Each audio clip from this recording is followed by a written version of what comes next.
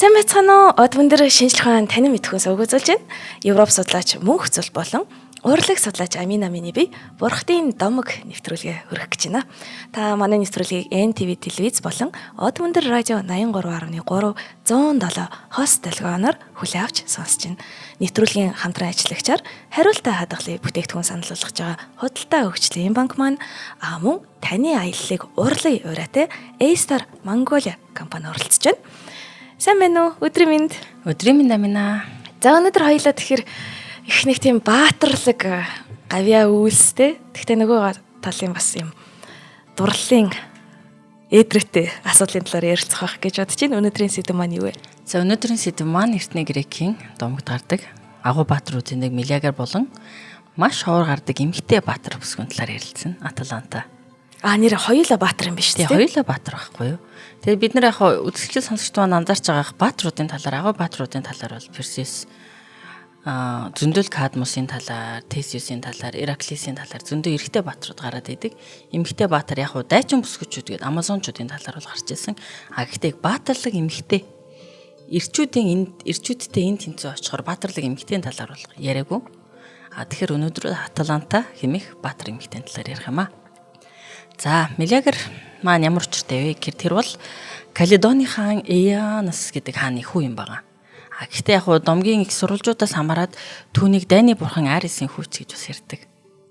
Тэгэхээр тэр тэнгэрлэг гарал хөсөөтэй байж бас болно гэсэн үг. За тэгээд Милиагарын түүх нь бас мэдээж агуу баатрын тухай домог учраас эмгэнэл төгсгөлтэй байгаа. Удаас шууд спойлертчихж байгаа юм уу те? Харин одоо анзаарсан бах агуу баатар мэдээж тэнгэрлэг гарал өсөлттэй байна. Бертинхэтэй гоо үзэсгэлэнтэй байна. Тэгээд олон сайхан гавьяа баатарлаг үйлс байгуулна. Тэгээ мэдээж түүний төгсгөл нь нэмэлттэй байна гэдэг нэг форматанд орсон. Тэгэхээр Милагросын одоо грекээр бол нэр нь Милагрос байхгүй юу? Милагрын маань түүх ч гэсэн бас л тийм. Тэр одоо замын дагуу явна л гэсэн үг. Тэгээ түүний түүх ерөнхийдөө бол хүний хувь заяа, гэр бүл өрсөлдөөн болон хариуцлагын ойлголтуудыг Эртний Грекийн домог зүгээр дамжуулаад хүн төрлөختөнд хүмүүст одоо өгөхөөр одоо ам дамжин ирсэн гэдэг ч юм уу тэгж ойлгож байна. За Милиагар бол Айтолын Каледоны хаан Онес болон түүний гэргий Алтая хоёрын хүү юм байгаа. За тэгээд түрүүнд дурдсан түүнийг мөн тэнгэрлэг ухсаатай дайны бурхан Арисын хүү байсан ч гэж хэлэх нь байдаг. Тэгээд Милиагар хүүг төрсөн 7 хоног дээр нь хүүг Мансуутай нэраа байхад нь хувь тавилангийн 3 охин тэнгэр. Тэр хүүгийн хувь тавиланг амьдын хугацаанд хийх агуу үйлсийг нь мөн түүний төгсгөл ямар байх вэ гэдэг талаар зөвнөлийг хэлэхээр хааны ордонд хүрэлцэн ирсэн байгаа. Тэгэхээр хувь тавилангийн 3 охин тэнгэр бол Клотон эргэж, Лахисис нь бол хуваарлагч, Атропос нь тасдагч. Энэ 3 бол утас ирээд хүний хувь тавиланг шийдчихэдэг. Тэгэхэд анзаарсан бол яг энэ 3-ын талаар яг өөрсдөнд зориулсан өөрсдийнх нь талаар одоо хүүрэндэг домог байхгүй хэрнээ домгуудад энэ 3-ын оролцоо маш хүчтэй байдаг. Энэ 3 нэгэн тал төрөхт нь түүний хувь тавилангийн утсыг ярьчихсан. Түүний Лахисис нь түүнийгтэй хаана хизээ ямар үлэг гүйцэтгэх вэ гэдгийг нь хуваарлцсан. Тэгээд Атропос буюу тасдагч нь түүний хувь тавилан амьд ахуй нас нь хэдийгээр дуусах вэ гэдгийг тодорхой болгоцсон байдаг. За тэгээд энэ 3 охин тэнгэр ирээд эргэж охин тэнгэр юу гэж хэлсэн бэ гэхээр энэ хүү бол Милиагрос хүү бол агуу баатар болно гэж хэлсэн. Гэтэл хуваарлагч охин тэнгэр Лахисис юу гэж хэлсэн бэ гэхээр тэр агуу гавьяа үйлсийг нутаг орондоо мандуулнаа гэж хэлсэн. Харин Клотос буюу тасдагч охин тэнгэр тэр юу гэж хэлсэн бэ гэхээр тэр одоо хааны ордонд байсан тэр хүүгийн лавринд байсан голомт мод одоо гал руу нэгэн мод шидсэн байгаа. Мод шидэд энэ мод шатаж үнс болох хуураад дуусахад хүүгийн амнаас төгснө гэж хэлсэн.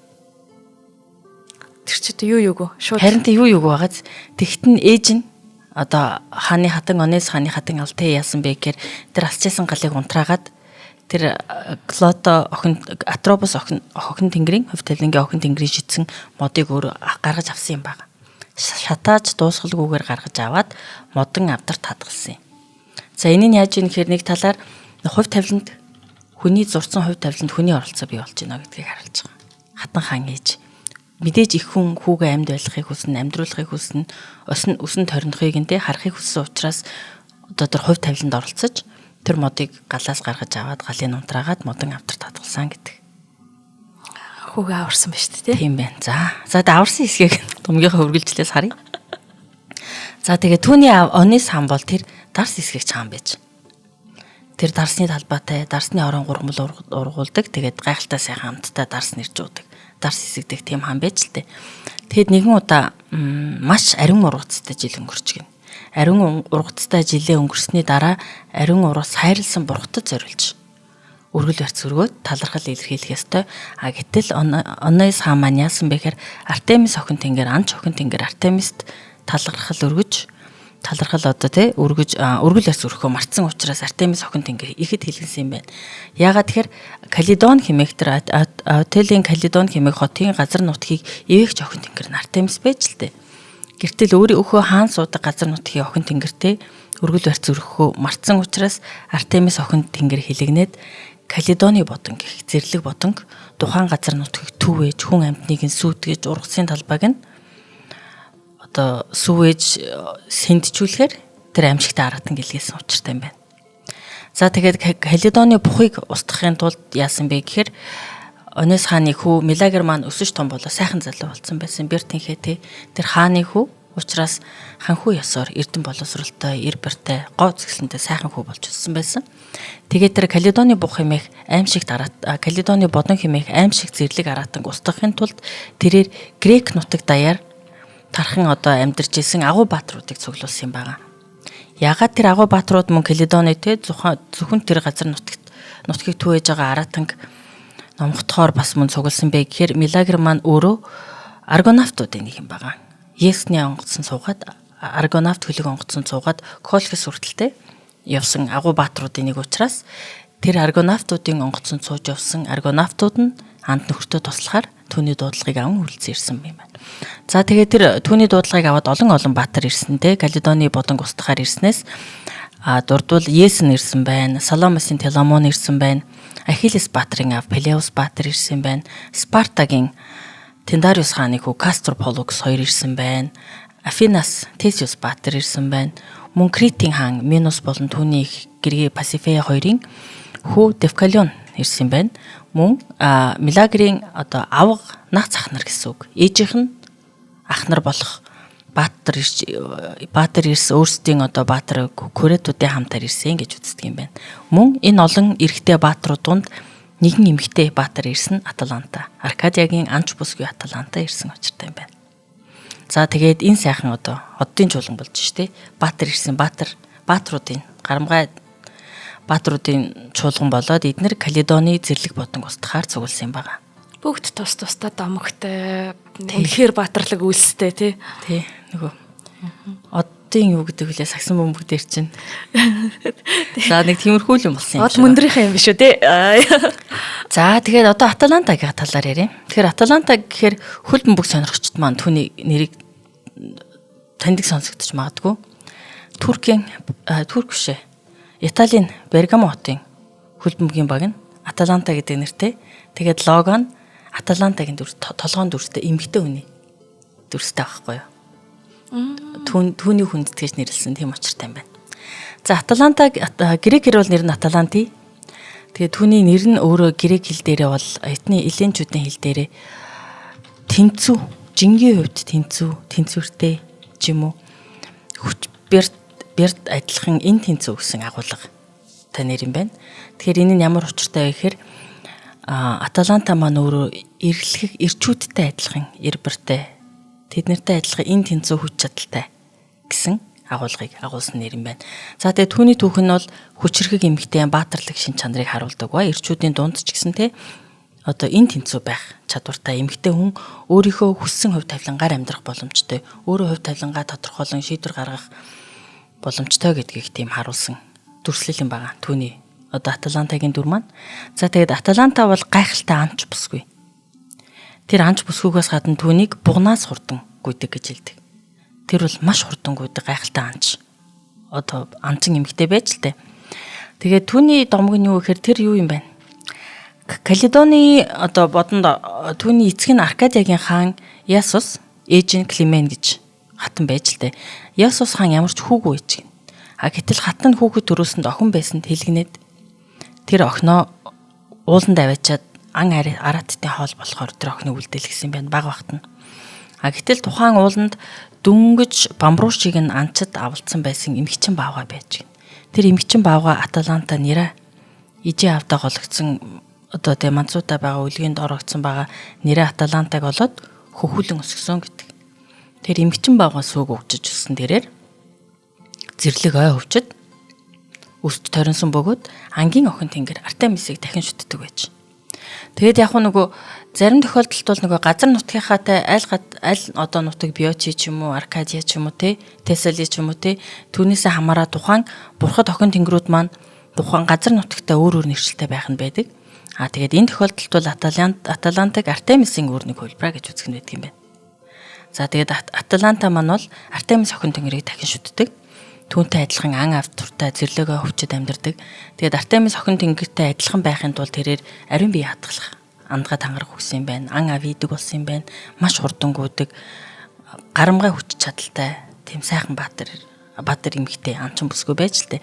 Тэгээд Артемис охин тэнгэрийг их дуурайдаг байсан учраас Артемис охин тэнгэртэй адилхан им богино ханцуутай шагаагаа үргэсэн урт юм хятон нууц өмсдөг гэж илт бусад эмэгтэйчүүд чиг юм ганган чимиг айгу багтай тэгэж өмсдөг байсан юм байна. За тэгээд мэдээж түрийг нөгөө багт нь аав нь орхисон учраас тэр зэрлэг ов модонд өссөн. Тэгтээ гайхалтай хүч чадалтай. Тэгээд зарим домгууд дээр бол түүнийг нөгөө бид нэр кентавруудын талаар ярьжсэн шүү дээ. Тэр дэх зэрлэг балмадаас гадна бэлгийн дур ихтэй байсан гэд. Тэгэд нь хоёр кентавр Рокиус Хелос гэдэг хоёр кентавр Аталанта амч бүсгийн гоо үзэсгэлэн гараад хүчирхийлэхээр шийдчихэлтэй эмэгтэй эмчингээд гэтэл тэр хоёр кентаврыг өөрөө ном сумаар харуулж алсан гэдэг. Тэгэхээр энэ юусэн бэ гэхээр маш их хүчтэй гарамгай анчин байсан гэдгийг нь харуулж байгаа. Кентаврууд бол нөгөө үзэгчд сонсогч маань санаж байгаа бол хүн цээжин биетэй бэлхүүснээс хойш морь тэгээ дөрвөн хөлтэй хүч чадал ихтэй балмад зэрлэг догшин төрөлтөн шүү дээ. Гэтэл эднийг устгана гэдэг нь өөрөө Аталантагийн хүч чадал бэртэнхээ гайхалтай ант бүсгүй байсныг харуулж байгаа юм байна. Тэгээ Херкулесийн домог дээр хүртэл Херкулес ч бас нэлээд араас нь хөөцөлдөж гүйж очдөг шүү дээ. За тэгээ өнөөдрийн хоёлаа юу тэтгэжтэй дурдах вэ? За тэгээ одоо манай од мөндөр маань их гоё юм хийх гээд байж байна. За өнөөдрийн ивент тэтгэгч маань бол таны аяллыг бид урлая. Ураатай A-Star Mongolia маань байгаа юм. Тэгэхээр A-Star Mongolia-г бид хэд дээлтэй аяллуудаа зохион байгуулад маш гоё Египт, Турк зүүн өмнөд Азийн улс орнуудаар явсан. Тэгвэл энэ удаа бүр яг албан ёсоор од мөндрийнхаа багаар хөтлүүлсэн тийм Туркийн спешиал аяллыг бол зохион байгуулж байгаа. Тэгээ энэ нь болохоор бусад аяллаас ямар ялгаатай вэ гэхээр мэдээж од мөндөр гэдэг чинь шинжлэх ухааны танин мэдхүйн сувг тийм учраас нөгөө эртний соёлтой нь яг танилцуулах гэдэг байна. Тэгэд би энэ дээр бол нэг албаны одоо сурталчилгааны олон үг уншилгүйгээр яг хэлэх гэж байгаа зүйлт нь болохоор зулаа судлаач маань өөрөө яг хөтөлж гидээр явж маш олон түүхэн газруудыг танилцуулна. Энэ дунд нь болохоор Анталия хот байна, Кеко байна, Яст мэлхийн арал гэдэг Далиан байна, Демре, Мира, Фетхи гэдэгчлэн эртний түүхтэй газрууд бол байгаа.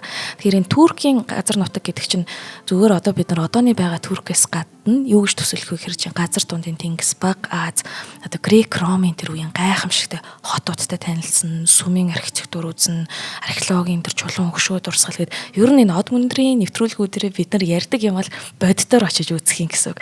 Тэгээ сая бол зулаа хөтлөгчтэйгээ цуг бид хэд Египтээр явхад бол маш гоё музей болоо ингэж тайлбарлаж өгсөн. Тэгэхээр юм шинжлэх ухааны танин мэдхүн аялал юм байгаа шүү. Тэгэхээр энэ Анталия ч юм бол айгүй гоё далайн хэрэгтэй. Тэгээ далайн эргийн сувд гэдэг тийм эртний Ромын үед байгуулагдсан гоо үзэсгэлэнгээр их гоё алдартай. Кекова болохоор далайн нөгөө доорх хот гэдэг ч байгаа тийм эртний Ликийн үеийн хот газар хөдлөлтөй улмаас далайд чивэд өнөөдөр хүртэл усан дор үлдсэн байдаг.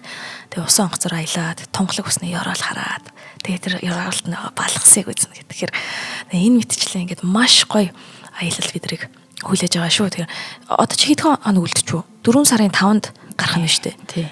Тий. Аялал маань 4 сарын 5-нд гараад 4 сарын 12-нд буюу 7 хоног үргэлжлэх юм. Тэгэхээр зочд буудлын хувьд бол 5 хоттой зочд буудалд all inclusive зочд буудал байрлал. Турк ч юм бол ер нь нөгөө 5 хоттой л бол 5 хоттой юм байл шүү дээ. Тийм Туркийн 5 хот бол 5 хоттой. Тийм үнэхээр яг ингээд үйлчлэгээ бол сайтай. Тийм үнэхээр яг амарсан шиг амардаг тийм газар үлээ.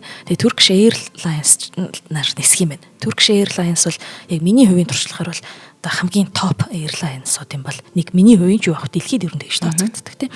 За тэгээ энэ аяллаа маань төлбөр 5,690,000 төгрөг. Тэгээд ингээ аялал цагт тулцсан яана гэж санаа зовж байгаа бол бас лизингээр явах боломж байна гэсэн үг юу? Тий, бага гэсэн. Тийм тий. Тэгэхээр за A-Star Mongolia гэд шууд нөгөө англиараа бичээд A-Star Mongolia гэд Facebook-ээр хайх юм бол бүх мэдээллүүд маань дэлгэрэнгүй гараад ирнэ. Холбоо барих утас нь 7200 9200 7200 9200. За тэгээд зулаа судлаачтай мөн сайхан аялаад шинжилгээ тань мэдхүн аяллаа гоё явуулаарэ хэмээн хүсье. Баярлалаа. Тэгээ бид нэр энэ зөвхөн нөгөө түүх археологи талаасаа гадна байгалийн үзэсгэлэнтэй газруудаар явах юм байлээ. Анталиагаас хойш эгийн тэнгисээ дагаад баруун тишээ явна гэсэн хойш байгаа Стамбул руу. Тэгэхээр үнэхээр байгальд өөрөө байна гэдэг чинь байгалийн тэр говь үзэсгэлэнг харна гэдэг чинь өөрөө хязгааргүй их баяр баясгалан амар амгалан бясалгал амралт болдог. Тэр би ч гэсэн өөрөө их ядархаа мэдчихээн. Гэхдээ тэр говь үзэсгэлэнтэй байгалыг хараад хичнээн сайхан байх болоо гэж төсөөлөхөр надад бол сэтгэлд тогтолж байгаа. Яа, өстой гоё. За хоёлоо номгоо үргэлжлүүлээ те. За ингээд Аталанта маань юм учиртай гайхалтай анч бүсгүн байна. За тэгэхээр түрүүн би нөгөө Каледоны зэрлэг бодонгийн талаар ярьсан те. Яагаад ирсэн талаар учир нь Онис хаан Милагрийн аав нь Артемис охин тэнгэр талархаа мартсан байсан учраас за тэ аимшигт араатан алхаар мөрөөдлийн баг. Тэдрийн тим цуглчаад байна.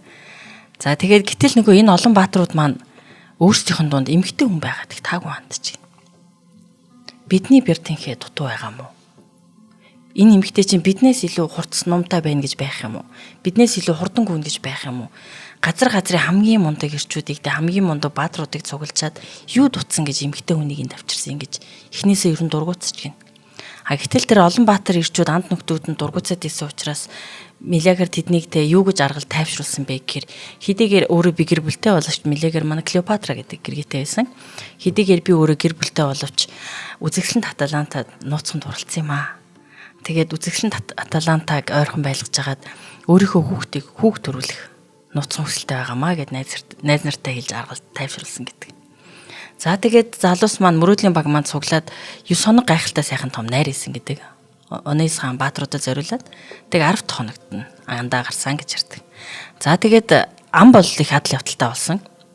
Нөө зэрлэг тогшин араатан учраас хэдийгээр хүч чадалтай бэртэнхээтэй зэр зэвсгийн эрдэмт гарамгай бааtruуд цугласан боловч Артемис охин тэнгэрийн тэр аимшигт араатан зэрлэг бодонг усгах бол тийм амархан байгаагүй. Тэр олон баатар бүгдээрээ л зэрэг анч нохтой дагуулаад тэр ойгоор ч нэг юм болно үсттэй.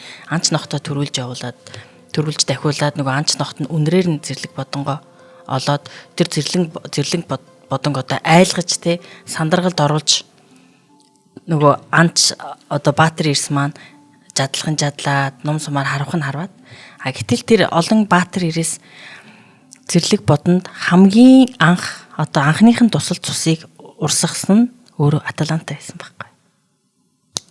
Ном сумаар харавцсан. Гэхдээ мэдээж ганц харуултаар тэр зэрлэг аратан өгөхгүй.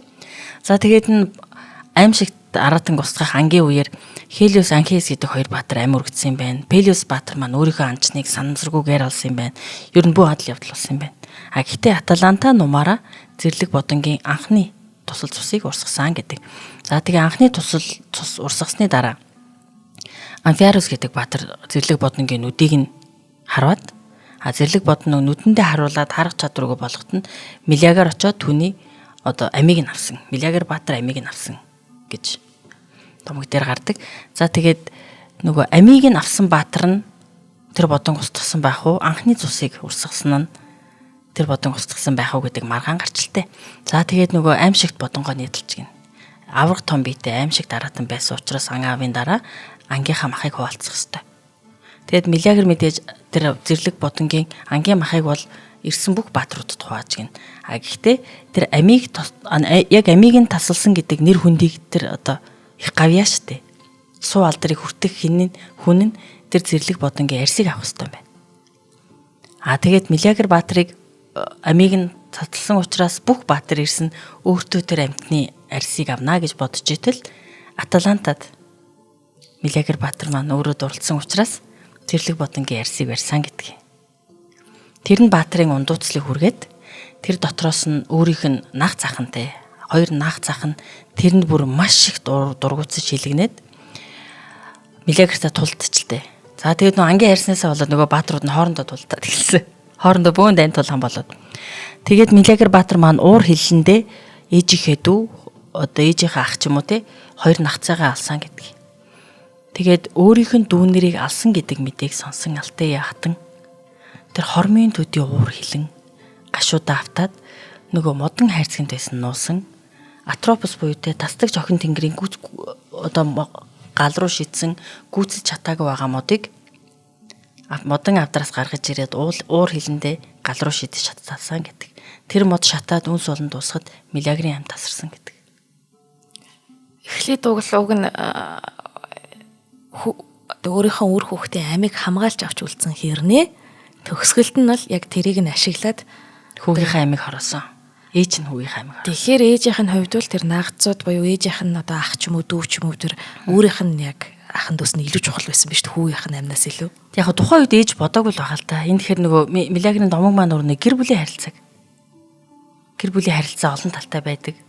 Үргэлж хайр сэтгэл сайн сайхныг хүссэн байдаггүй. Түүнд хормын төлийн төр одоо хормын төдий байж болох тэр уур хилэн хорсол байж болдог. Гэтэл тэр уур хилэн хорсол юунд төргөж болох вэ гэдгийг харуулж байгаа. Яа. За энэ дээр би нэг яг Милиагрын үхэлтэй холбоотой нэг бүтээлийг тайлбарлая гэж бодлоо. Тийм. Тэгэхээр яг Милиагрын үхэлтэй холбоотой их гой бүтээлүүд байна. Тэр дундаа найруулагчаа би нэг жоохон дарааллыг нь алдагдуулаад ярьчих. Хэдүүлээ шууд Милиагр үхэж байгаа рельеф буюу 5 дугаар зургаас ахуулаад харуулад өгч. Тэгэхээр нөгөө яг домгийн ярьсан чи энийг тайлбарламар санагдчихлаа. Энэ болохоор манай 180 оны Ромын саркофаг байхгүй юу?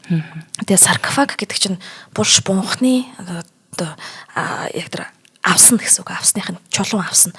Тэгээд тэнгууд энэ чулуун авсан дээр болохоор аль болох мундаг тэр том баатруудыг ч юм уу тий ямар нэгэн гавьяатай ч юм тийм дүрслэлүүдийг дүрслэнэ гэсэн үг. За мэдээж грек ромын одоо домог одоо ромчууд бол грекчүүдээс домгоо аваад илүү өөрсдөд зориулж дүрсэлж байгаа байдалтай. За энэ саркофагны хэлбэрийн хувьд болохоор рельеф бүтээл.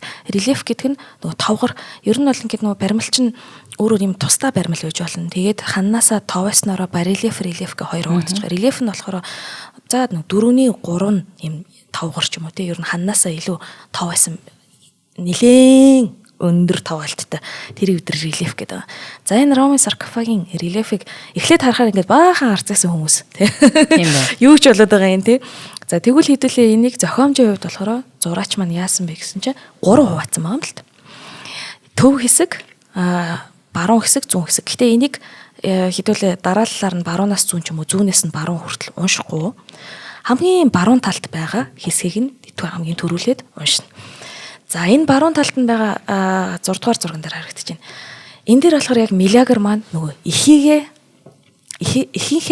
ах нарыг алж байгаа юм. Энэ дээр Милиагр мэдээж нүцгэн дүрслэлтэй байна. За энд бол түрүүгийн дугаар дээр ярьсан нөгөө баатарлаг нүцгэн дүрслэл буюу эмэгтэй хүн нүцгэн дүрслэх гэхээр илүү ариун гигийн тэнгэрлэг гэдгийг илтгэдэг бол эрэгтэй хүн нүцгэн дүрслэх гэхээр эр зоригт баатарлаг тэр шинж чанар нэг. Тэгснэ энэ дэр нөгөө яг тэр сая золиогтлогч маань ярьсан нэг нөгөө арьснаас болж ингэж маргалдаж байгаа нь харагдаж байгаа зү тээ. Ингээд бүр яг ингээд тэр бодонгийнхаа арьсыг ингээд хоорондоо булаацалтаад тэгээд Милиагр бол аль хэдийн нэг ахыгаа дүрээд нөгөө ах нь доошоо гунцсан байгаа. Нөгөө хүл мүл нь бүр яг артлын ингээд сар байгаад унж байгаа тий. Нөгөө ах нь болохоор юугүй ингээд дайрах гээд бэлэн болцсон байгаа. Тэгсэн мөртлөө сэлэн барьсан Милиагр болон дайрах гэж байгаа ахын дунд нь ямар ч юм хин чимдээ нэг дүрс байгаад байгаа биз. Артлалт нь хамгийн хойдолт нь энэ хоёроос арай бага тавгар байдлаар дүрсэлсэн. Тэр дүрсэл нь болохоор гартаа юм хуйлаастай ном шиг юм барьсан байгаа. Энэ нөгөө нэг төрөний хэлсэн Мойра нарын нэг байхгүй. Хувь талингийн охин тэнгэрүүдийн нэг нь. Тий. Юугүй Милагрын одоо хувь заяаг дууссан шүү гэдэг бүртгэлээ хийх гээд номоо барьчаад байгаа. Глото байх нь шүү дээ. Талтагч байна тий. Тий. Яг ингэ. Тэгэхээр энэ бас ингэ энэ их гоё үзүүлсэн байгаа минь арьс гэд. За тэгээд энэ мөн арталт нь анзаарах юм бол энэ грек-ромын саркофагууд маань дандаа юм арталтаа нэг хөшигтэй юм шиг иймэрхүү хөшгөн дүрслэлтэй байдгийн. За тийнгүүтээ саяныхаа саркофагийн шууд хэдүүлээ одоо зүүн тал руу буюу 7 дугаар зураглаач. За зүүн тал руу нь очингууд нөгөө Милагрын ихэн Алтая тийм ихэн хамгийн захтан дүрслэгдээд тэгээд хоёр Мойра ихийг нь гаргасан шийдвэртээ харамсах хэрэггүй хэмээн баг ингэж уруу татж байгаа ч юм ятгаж байгаа байдалд дүрслэгдсэн баг. Нэг яг тэр үгүй гэж байгаа нь болохоор эн чинь бас л миний хүү юм чинь гэд санаан зовж байгаа. Нөгөө талын болохоор нөгөө харах юм бол яг тэр дундлын Мойр нь бол аль хэдийн тэр бамбартай галыг ингээд доошоо ингээд өрдөөд ингээд яаж байгаа. Нөгөө хамгийн захын Мойр болохоор за ингээд Милагрын амь тасарлаа гэд нөгөө нэг хуйлмалт номон дээр чинь ингээд нэрийг нь бичиж байгаа. Тэгээд тэр номон дээр Милагрын нэрийг нь бичиж байгаа Мойр нь болохоор нэг юм дугуй шиг юм дээр зогссон байгаа. Тийм байна. Тэр дугуй болохоор хувь заяаны тойрог. Ер нь энэ тойрог дүрслэл гэдэг чинь дандаа хорвоо ертөнц өөрийнхөө жамаараа эргэж байгаа. Милагрын ихийн хувьд болохоор галтай бамбра тэр нэг юм юунаас за яг энэ ууг нь бол домог дээр нөө 100хан чатаасан гэж гардаг шин. Тийм одоо hearth гэдэг юм л да. Голомт гал. Тий. Энэ тий те. Тэнгүүд энэ дээр болохоор нөгөө юм чимэглэлтэй байгаа байхгүй юу? 100 шиг тоогоо шиг юм маань. Яагаад ингэ чимэглэлтэй байгаа гэхээр энэ нөгөө грекийн домгийг ромчууд хүлээж авсан тахилын гал гэсэн тэр тахил өргөж байгаа маягт.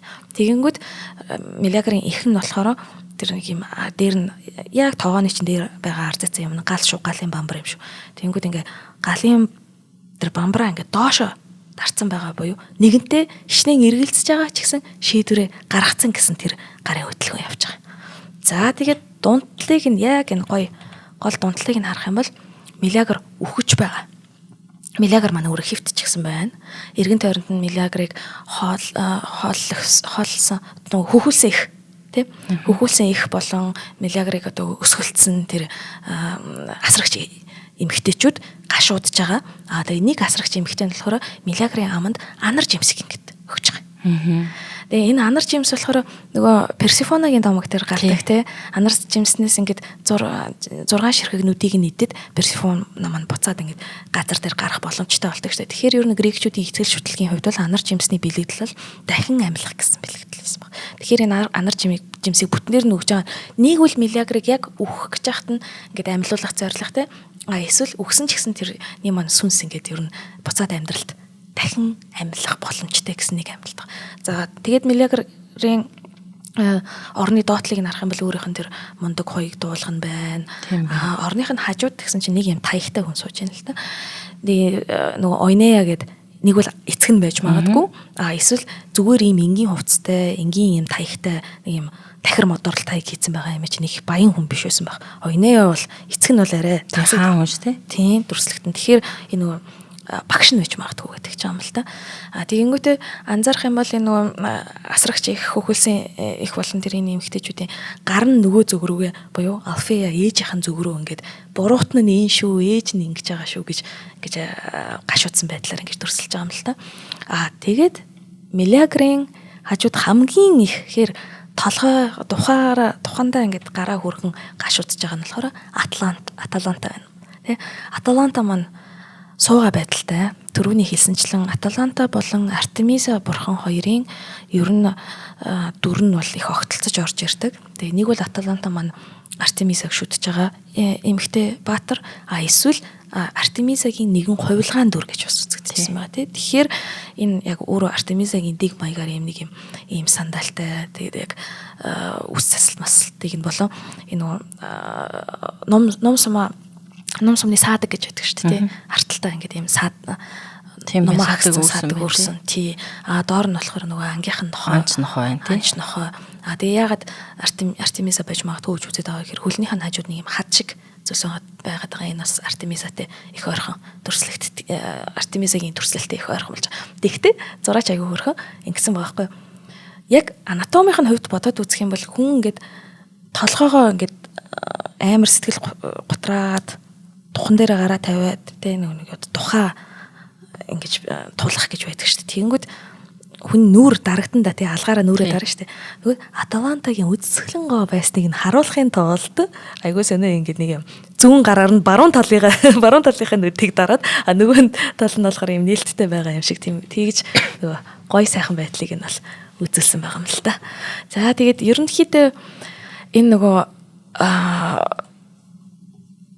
би эхлээд их гайхаадсэн. Яагаад Алфия гэдэл ахын дүүсийг нь алаал үздэг. Төрсөн хүүгээ ингээд бүрлэгч үе аймыг нь гэдгсэн чинь энэ болохоор эртний грекийн матриархат буюу энхийн эрхт ёсны одоо үлдэгдэл эхийн талын удмынхан овгийнхан илүү чухал байгаа гэсэн тэр нэг эртний шүтлэг бишрэлийн хэлбэр яваад байгаа юм байна л да. За ингээд хамтран ажиллагч зарлая.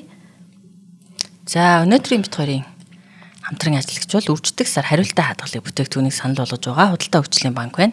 За удам өндөр суугаар 2024 оны дугаарууд дээр Худалдаа хөгжлийн банкны хялбар хоригдлолгээд дотроо 4 төрөлтэй санхүүгийн дарамт үүсгэхгүй, дээрээс нь автомат үйлчилгээг та бүхэндээ танилцуулж байсныг санаж байгаа баха. Тэгвэл энэ сард тэр 4 үйлчилгээний хамгийн хялбар нь болох хариултаа хадгалах үйлчилгээгээр олсон 25 мянган төгрөгийг Худалдаа хөгжлийн банкныхан маань үржүүлээд 50 мянган төгрөг болгон өгч байгаа юм байна. За тэгвэл хөтөлбөрт хэрхэн хамрагдах вэ? Худалдаа хөгжлийн банкны харилцагч биш бол та эхлээд доор гарч байгаа QR кодыг уншуулад TDB онлайн аппликейшн татаж харилцагчаар бүртгүүлнэ. TDB онлайн аппликейшн ашиглан 6 сар ба түүнээс дээш сарын хугацаатай хадгаламжийн данс нийлгэнэ. За тэгээ TDB онлайн аппликейшн ашиглаад мөн харилцах данс нээх ёстой. Тус харилцах дансан дээрээ Худалдаа хөгжлийн банкны Brito, Visa, Master гэх мэт хүссэн бит болон виртуал картаа захиална. Тэгээд TDB онлайн аппликейшн дээр хялбар хоримтлол цэсийн хариултаа хадгалын үйлчилгээг ашиглан карттай нөгөө харилцах дансан дээр карт нэлэгдсэн байгаа шүү дээ тий.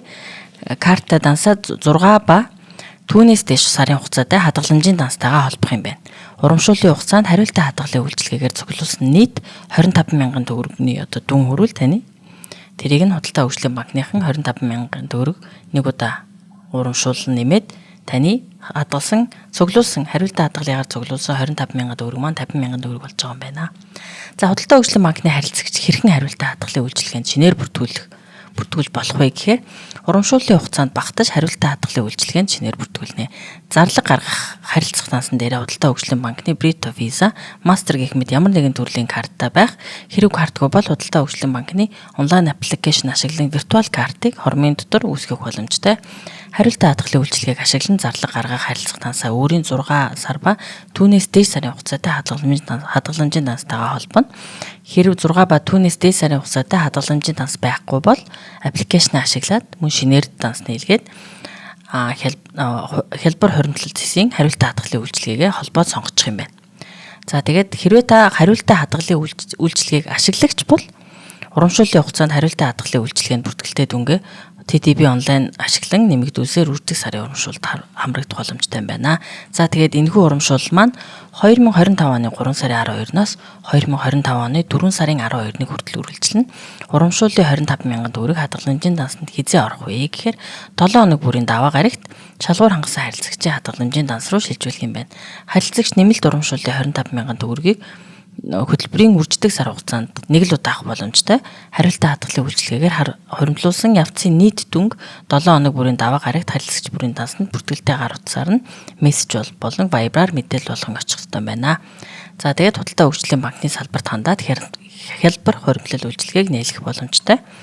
Тэгээд хоримтлалтай Монголыг бүтээцгээе гэж тэгээд өнөөдрийн нэвтрүүлгийг манд дэмжсэн үрждэг сар хариултаа хадгалын үйлчилгээг санал болгож байгаа Худалдаа хөгжлийн банктай баярлалаа. За маш их баярлалаа ивент тэтгэгч нартай. За хоёулаа томгоо үргэлжлүүлэх үү? Тэгээ. За тэгээд имгэнэлтэйгээр Милягэр Баатар маань хувь тавилангийн түүнийг төрөхөд байсан хувь тавилангийн зураг замыг дагаад нас арчлаа. Үүнээс хойш юу болдог вэ гэхээр та бүхэн санаж байгаа бол нөгөө Ираклисын 12 гавья дээр тамийн нохой Серберусыг авчрахаар тамд очдог Ираклис Баатар. Гэтэл сүхс өдрийн оронд очоод түүний хамгийн ихэнд таарлцсан сүнс бол өөрийн анд Мелиагрын сүнс байдаг. Мелиагр Ираклисаас юу гэж гуйдаг вэ гэхээр газар дээрх ганц дүүгээ би аавынхаа герт эр нөхөртөө болголгүй орхичихсан юм аа. Үзэсгэлэнт дүүд Динаяраг минь аваад эр нөхөр нь болоод асран халамжлаарай гэж анд нөхрөөсөө гуйсанд Ираклис Баатар тгийе би чамд туслая гэд амдгаа өгсөн байгаа. За тэгээд Ираклис Динаяра хоёрын домгийн цусгаан дуртжээ. Энэ бол Ираклис хэрхэн төгсгөлөө олсон бэ л гэдэг домгийн байгаа. Яадаг вэ гэхээр Ираклис өөрөө хамаас гарч ирээд 12 гавьяага байгуулсны дараа энэ нутагт ирээд Онис хааны охин Динаяратай суудаг юм байгаа. За тэгээ энэ хоёрын аз жаргалтай амар жимэр амьдрал маань мэдээж удаан үргэлжлээгүй. Баатар ирэх болохоор Ираклис амар амгалан амьдралыг удаан сонгож чадаагүй. Бас л нөгөө адал явдал аратан мангасаа ирэл эхэлж л тээ. Тэгэд Ираклис яасан бэ гэхээр бас сайхан залуу болохоор олон амаргуудтай гэж. Тэр нь түүний гэргийг таалагддаггүй. Гэр нь бол нөхөртөө хайртай, үнэнч. Түүнийг одоо өөрийнх нь цор ганц өөрийнх нь амраг байгаасай гэж үздэг байсан. Тэгэд нэгэн удаа Динаяраг нэгэн Эонос гэдэг голын ирэг дээр голыг ингээ гатлахж байхад нэг аимшигтай Несус гэдэг нэртэй кентавр харж л тээ. Тэгээд түүний гоо үзэсгэлэнд шунаад үзэсгэлэнт Динаяраг хүчирхийлэхэр шийдсэн юм байна.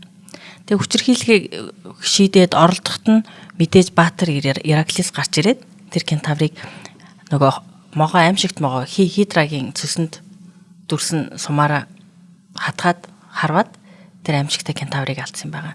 Гэхдээ тэр кентавр хорон санаатай кентавр Несус үхтэй яасан бэ гэхээр Динаярад ингэж хэлж сүүлийн амьсгалыг авахаас өмнө миний цуснаас аваа. Миний цуснаас нэг туслыг ав. Тэр цуснд миний үрийн шингээ холилдсон учраас хэрвээ чи энийг эр нөхөртөө өгвөл эр нөхөр чинь хизээч чамаас урахгүй чамд үргэлж хүнж байна. Чи түүний цор ганц хайр сэтгэлд дурлалт амраг байна гэж хэлсэн юм байна. Зайлтай амтан бэ. Гэтэл яасан бэ гэхээр Ираклис Динаяра тэр үгэнд нь итгээд тэр аимшигтай хорон санаатай кентаврын цуснаас нэг туслыг аваад хадгалчихсан. Гэтэл Ираклис маань залуу хүн үсгэлэнтэй Йола хэмээх бүсгүйд дурлжлээ. Тэрийг нь мэдсэн Динаяра нөгөө Несусийн цуснаас нэг туслыг авч хадгалснаас санаад нөхрийнхөө хувцсыг тэр одоо тусал цусаа нэг өөр юмтай холиод ч юм уу тий нөхрийнхөө хувцсыг юм уу нөгөө Ираклис чи юм нөгөө арслангийн арьсаар ингээ хийсэн хивнэг өмсдөг байсан шүү дээ тий. Зарим хувилбаруудад бол түүнийг нь тэр нөгөө балиар кентаврын цустай холилдсон усанд дүрж твтээсэн гэдэг. Тэгээд эр нөхөр нь Ираклис нь түүнийг өмсгöd хамаг биеийн галд орсон мэт тий. Шатан хайлж нөгөө хувцаа өөрөөсөө тайлах гэтэл өөрийнх нь арьс мах нь түүнтэй хамт ингэж урагдан унсан гэдэг. Тэгээд тэр зовлонгоо тис чадаагүй Ираклис гал өртгийг зарц боол барлагуудаасаа шаардаад тэр өртсөн галд өөрөө орд там руу очсон гэдэг. Тэгэхээр сайн найзынхаа охин дүүг ууг нь сайн санаалж харж хандаж авч суусан хэрний өөрийнхөө өхлийг дутцсан юм байна л та. Ийхүү өөрийнхөө төгсгөлийг олсон гэдэг. Аталантагийн хувьд бол тэр нөгөө Каледоны зэрлэг бодонг дарцсан учраас аав нь түүнийг олж таниад ордондоо хүлээж авсан гэдэг. Тэгээд аав нь өөрийнхөө охиноос уучлалт гуйгаад зэрлэг орхисондоо уучлалт гуйгаад мэдээж охин сайхан гайхалтай анч баатарлаг хүч чадалтай эмэгтэй болоод ирсэн учраас аав нь охиныгоо ордондоо хүлээж авсан гэдэг. Тэгээд нөгөө охин нь хүнтэй суухгүй ажилтай. Артемис охин тэнгэр дандгаа тангараа өгсөн. Үрд ариун бие хадгална. Түүнийг дагна гэдээ дандгаа тангараа өгсөн. Гэтэл аав нь охиноо хүнтэй хүүхэд гарах гэж ятгасаар байж гэн. Тэгэхээр Аталанта бодож аавыгаа зайлдах нэг арга шийдсэн. Тэгвэл нь уралдаан зохион байгуулъя. Уралдаан тэмцээн зохион байгуулъя. Тэгээд намайг гүйцэж төрүүлсэн Баатар эртээ би сууна гэж аавтай хэлж гин. Аталанта бол дотроо өөрийг нь ямар ч Баатар эр гүйц төрүүлэхийг мэдчихсэн учраас учир нь тэр бугнаас ордог учраас. Гэтэл Ипоменес гэдэг залуу Аталантагийн гоо үзэсгэлэнт дурлцаад өөрийн ихнэр болгохоо шийдэж гин. Гэхдээ Аталантагийн бас нэг нөхцөл нь хэрвээ намайг гүйцэж төрүүлэхгүй бол гүйцэж төрүүлвэл би түүний ихнэр болно. Гүйцэж төрүүлэхгүй бол би түүнийг ална гэдэг нөхцөл тавьсан байна. Тэгэхэд олон сайхан Баатар эрс мэдээж эмэгтэй хүнийг дийлчгэл байх, төрүүлчгэл байх гэж бодоод ирсэн боловч өөрийнхөө хувь тавилангийн төгсгөлийг тэр уралдаанаас олсон гэдэг. Гэтэл Ипоменес гэдэг залуу ямар арга хэрэгэлсэн бэ гэхээр Афродитийн охин тэнгэрт гуйм өргөж хайр сэтгэлийн охин тэнгэрт Аталанта бүсгүйг өөртөө дурлуулад амраг гэргийгээ болгоход минь туслаач гэсэнд Афродитийн охин тэнгэр зөвшөөрөөд түүнд 3 алтан алим өгсөн гэдэг Эпоменес залууд. Тэгээд Аталанта Эпоменес хоёр уралдаж байж л дээ. Аталанта мэдээж маш хурдан. Эпоменесийг гүйцэлдээ юуг гүйцэл эрэхтэн Эпоменес алтан алимуудаа нэг эрен шидэд ээж. Гүгс замд нь нүд гэлбсэн хараа булаасан алтарсан сайхан алим байхад ямар ч эрэгтэй хүн гэсэнгүй шүү дээ. Аталанта манай алтан алимыг суглуулад ээж л гэнтэй. Тэгэл өөрийг нь гүйцэл төрүүлгээл эрэхтэн дараагийн алтан алимаа шийдсэн байна. Тэгэд 3 алтан алимыг тийхүү ашигласнаар Эпоменес маань энэ уралдаанд төрүүлээд Аталантаг хинрээ болгосон гэдэг. Гуидо Рене гэдэг Испани зураач айгуу гоё зураг гэдэг. Тэгээ манай найруулагч харуулж байгаа. За тэгэхээр ямар ч гэсэн аргаа хэрэгжилээ шүү. Тэгээ аргаа хэрэглээд Аталантаг эхнэрээ болгоцсон. Тэгээд Авда андгаа танхар өгсөн байсан учраас Аталанта Эпоменес залуутайг ирсэн гэдэг. Гэтэл энэ хоёрын түүх бас яаж дуустдаг вэ гэхээр хоёр хувилбар байдаг. Нэгдүгээрт нөгөө энэ хоёр амраг хосууд болоод айл гэр болоод аз жаргалтай амьдарч байхад нь Афродитийн охин тэнгэр Эпоменес залууд өөрт нь талархаж өргөл барьц өргсөнгүүгээд тэр хоёрыг арслан болгон хувирсан гэдэг. Нөгөө хувилбар дээр нь Артемис охин тэнгэр Аталанта бүсгүйг ариун журам сахих андгаа тангараа мартлаа гэд тэр хоёрыг арслан болгон хувирсан гэдэг. Томгийн хоёр хувилбар байгаа. За тэгээ энэ хоёрыг арслан болгон хувирахтаа өөр хоорондоо эвцэжтэй харьцаглийн холбоонд харилцаанд орж чадахгүй, бэлгийн харьцаанд орж чадахгүй зөвхөн эрүүстэй эвцэх боломжтой болгон хувирсан гэдэг хувилбар байдаг. Аль ч тохиолдолд энэ хоёр маань арслан болгон хувирсан, хараал байсан. Нэг бол Афродитийн охин тэнгэрийн хараал, нэг бол Артемис охин тэнгэрийн хараал байсан. Тэгээд энэ хоёр дурлалын сэтгэлээ одоо бие биендээ илэрхийлэх боломжгүй болсон гэдэг имгэнэлтэйгээр энэ хоёрын домог бас дуустдаг байнамаа. Тэгэхээр Милагерч бай, Аталантач бай маш имгэнэлтэйгээр төгсөж дуусж байгаа юм байна шүү тий. За тэгээд төгсгөлд нь хэдүүлээ нэг энэ саяны энэ Каледоны ан энтер гэд ярьж байгаа тэрний талаар бас нэг зарим бүтээлүүдийг харъя гэж бодож байна.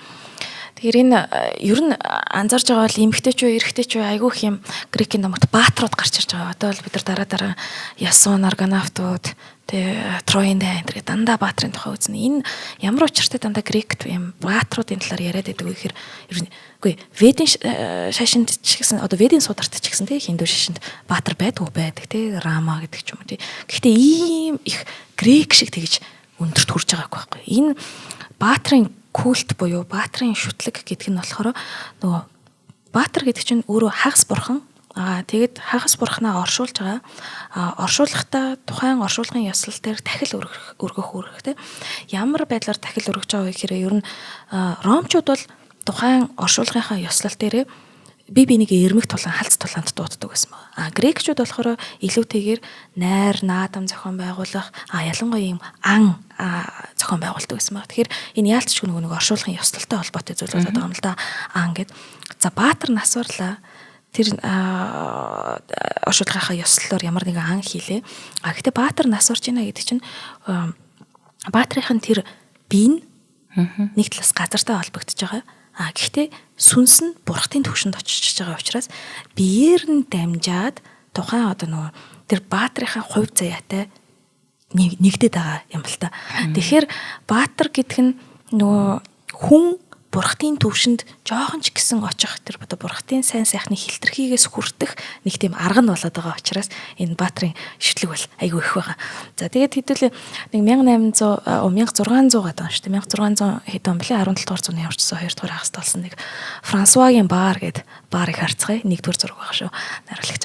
Франсуагийн бар гэд Франсуа гэдэг хүн олсон болохоор Франсуагийн бар гэсэн байхгүй юу? Уг нь бол Франсуа хийгээгүй. Тий. Франсуа хийгээгүй тэр тусмаг хин хийснийг нь энэ дээр айгүй хөрхэн бичсэн байдгийг.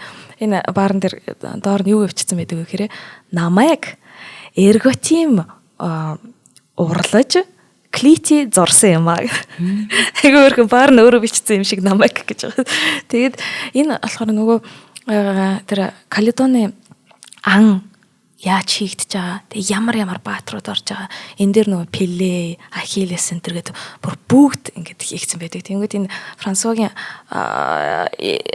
баарны яг тэр бодонг нь харах юм бол ямар актер тэгж энэ бол нөгөө хард дүрст баар шүү дээ. Тэгэнгүүтээ ингээд хард дүрсээрээ тэгж нөгөө бодонгийнхан тэр нэг үс ингэж арзаасан амар байдлыг ингэж харуулсан байгаа. Тэгээд ер нь яг тэ ийм баарнууд бол одоо музейд байгаа. Гэхдээ тухайн үедээ бол манай грекчүүд чинь эн чинь нөгөө яг кратер гэдэг нэртэй юм баарны хэлбэр байхгүй. Нөгөө грекчүүд чинь өвчнөөс хамгаалахын тулд виногоо ууна. Гэхдээ дангаар нь уухгүй. Заавалчгүй ийм том бааранд вино нь 3.1, 3.2 нь ус. Тэгээд ингээ холдог байсан. Ер нь нэг кратер гэж холих гэсэн утгатай л үг юм байл л дээ. Тийм нэг баарны гоё жишээ. Тэгээд энэ болохоор уг нь бараг 638 хилтэрхий анх олдсон гэж байгаа. Тэгээ нийлүүлсэн юм. Тэгээ нийлүүлсэн. Тэгээ нийлүүлээ байжсэн чинь 1900 онд нэг мэдрэл мотивачка хурж ирээд дахиад хагалцсан. Тэгээ дахиад сэргийн засварлаж байгаа. Гэхдээ ер нь бол энэ маш сайн сэргийн засварлагдсан одоо 66 см-ийн өндөртэй гэхэр чинь бусад баарнуудаас тийм хамаагүй илүү том учраас зургийн настаа хэд маань хараад үзвэл их сонирхолтой шүү. За ингээд харамсалтай нэвтрүүлгийн маань цаг дуусч байна. Уг нь би зулгаа судлаач байгаа. Улам илүү яриулаад баймаар байна. За ингээд бидэнтэй хамтаасан хот мөндөр шинжлэх ухааны танин мэдхүйн сувгийг үзэж байгаа сонсож байгаа та бүхэндээ маш их баярлалаа. Манай нэвтрүүлгийг NTV телевиз болон хот мөндөр радио 83.3 107 хостелгоноор хүлээн авч сонслоо. Нэвтрүүлгийн хамтран ажиллагчаар хариултаа хадгалын бүтээгдэхүүн санал болгож байгаа Худалдаа хөгжлийн банк таны аяллыг урлаа ураатай A-Star Mongolia компани оролцлоо. Зулаа судлаачтай маш их баярлалаа. Баярлалаа Амина.